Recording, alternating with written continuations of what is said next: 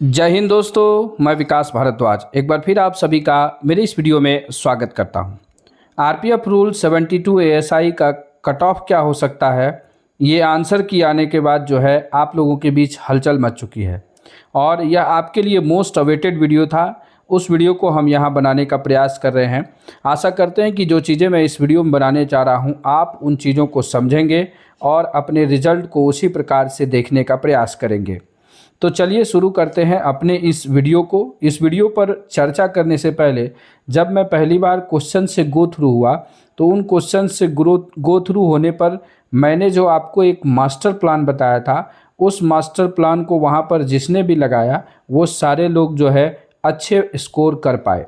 मैंने आपको mock test बनाते समय एक वीडियो में यह बताया भी था कि आप मॉक टेस्ट का सही उपयोग किस प्रकार से करें और वो सारी बातें वहाँ पर ठीक बैठती हैं। उसमें से एक बात हमने आपको बताई थी कि आप मॉक टेस्ट में सवालों के उत्तर सही करने के ऊपर ना जाएं, बल्कि सवालों को जल्दी जल्दी पढ़ने का हैबिट डालें और पढ़ करके समझने का हैबिट देखें। तो उन्हीं चीज़ों में जिन लोगों ने काम किया उनके लिए तो यह पेपर बहुत आसान हो गया, लेकिन जो लोग उस चीज़ पर काम नहीं कर पाए होंगे तो मैं दावे के साथ कह सकता हूं कि वो पूरे 100 सवालों को पढ़ भी नहीं पाए होंगे 1.5 घंटे में।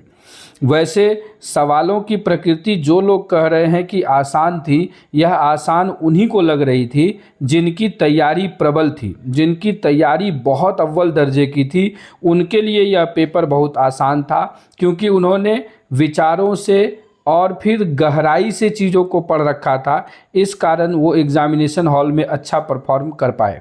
उन्होंने क्वेश्चंस को पढ़ने का जो हैबिट है उसको डेवलप कर रखा था। इस कारण जो है वो एग्जामिनेशन हॉल में अच्छा परफॉर्मेंस कर पाए।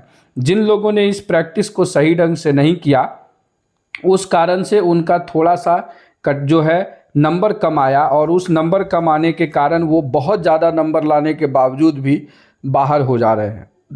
बहुत जगहों पर सीटें कम हैं इसलिए कट ऑफ हाई चला गया। कुछ जगहों पर जहां सीटें ज़्यादा है वहां पर आपको कट ऑफ कम भी दिख सकता है। तो इस पूरे वीडियो में हम लोग इसी पर चर्चा करेंगे। सीट के अनुसार हमने कट ऑफ देखा है, क्वेश्चन को देखा है। क्वेश्चंस का डिस्कशन हम लोग नेक्स्ट वीडियो में करेंगे। कहाँ किस प्रकार से सवाल पूछे गए, कितने सवाल हमने आपको पढ़ा रखे थे, डायरेक्टली वो कहाँ से आए, कितने सवाल मॉक टेस्ट से डायरेक्टली उठाए गए, उन सारे चीज़ों को हम लोग नेक्स्ट वीडियो में चर्चा करेंगे। और बाकी चीज़ें जो लोग भी कोर्स में ज्वाइन किए थे उन लोगों को कितना कुछ फ़ायदा हुआ, उन चीज़ों पर भी हम लोग आगे चर्चा करेंगे। वैसे मैंने तो सबको पढ़ाया है।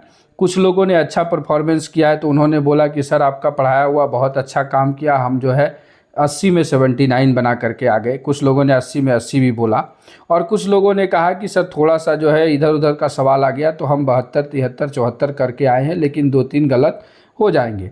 तो मैं किसी के भी तैयारी पर और किसी के भी मेहनत पर कोई डाउट नहीं देता हूँ। सभी लोगों ने अपनी जगह पर जी तोड़ मेहनत किया। एग्जामिनेशन हॉल का प्रेशर अलग होता है और वहाँ पर जो लोग परफॉर्मेंस कर पाते हैं उनके हिसाब से ही रिजल्ट डिसाइड होता है।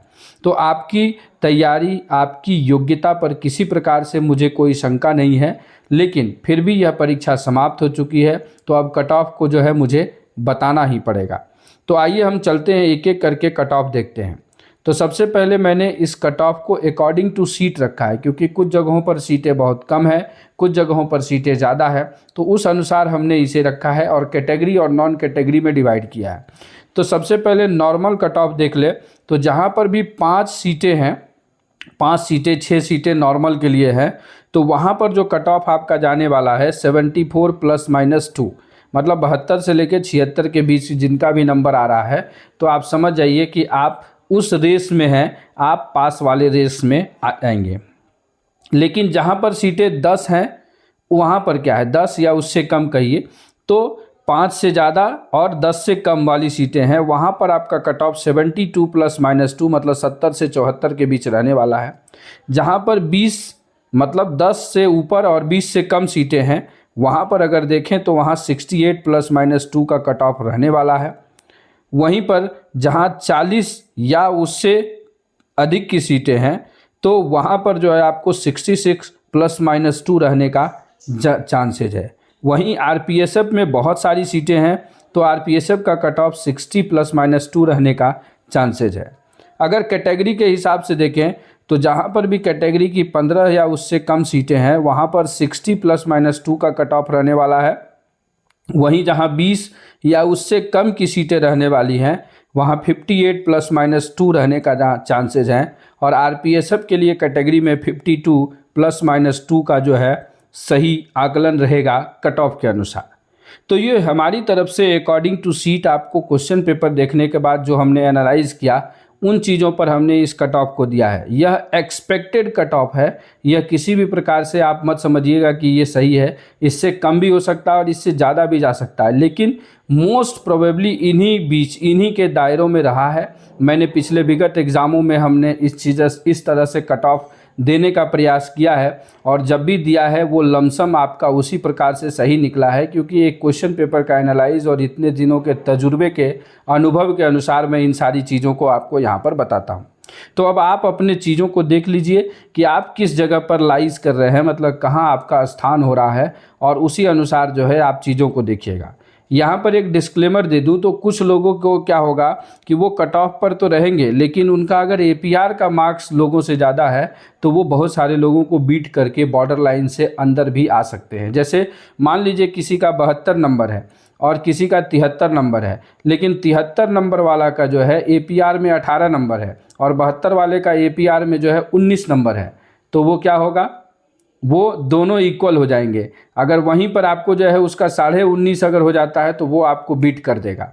तो इस तरीके से थोड़ा सा उलट फिर आपका एपीआर यहाँ पर खेल करेगा, क्योंकि क्वेश्चन जो था इजी टू मॉडरेट और हार्ड तीनों प्रकार के सवाल थे। हमने क्वेश्चन पेपर को देखा है, हार्ड क्वेश्चंस जो है आपको 10-12 हैं, मॉडरेट सवाल जो है 40 से 50 है और बाकी सवाल इजी के तौर पर हैं। तो इसलिए जो है इसका कट ऑफ हाई जा रहा है इस बार के पेपर का। लेकिन यहाँ पर आप लोग ध्यान रखिएगा कि जिनका एपीआर में 20 से 20 है, 19.5 है, 19 है, तो वो कुछ न कुछ खेल करेंगे जो बॉर्डर लाइन पर होंगे।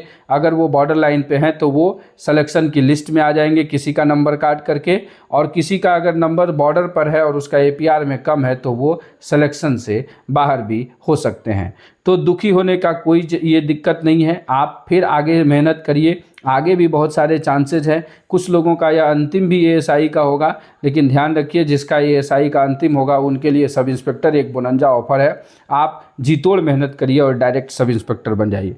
और सब इंस्पेक्टर के लिए भी आप लोगों ने डिमांड किया है तो वो कोर्स अभी भी चालू है।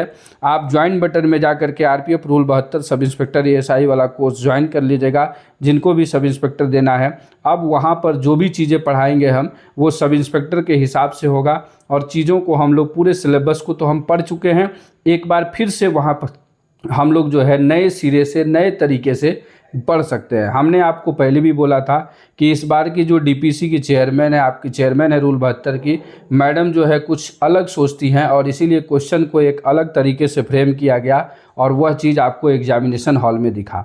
हमारा काम है आपको आगाह करना, आपको सलाह देना, आपको समय से पहले हर चीज़ को बताने का प्रयास करना। मेहनत आपके हाथ में है। आप सभी लोगों ने अच्छी मेहनत की, अच्छा परफॉर्मेंस रहा, पिछले वर्षों की तुलना में अच्छा परफॉर्मेंस रहा है सभी लोगों का, लेकिन फिर भी सीटें कम होने के कारण बहुत सारे लोग यहाँ पर बाहर हो जाएंगे।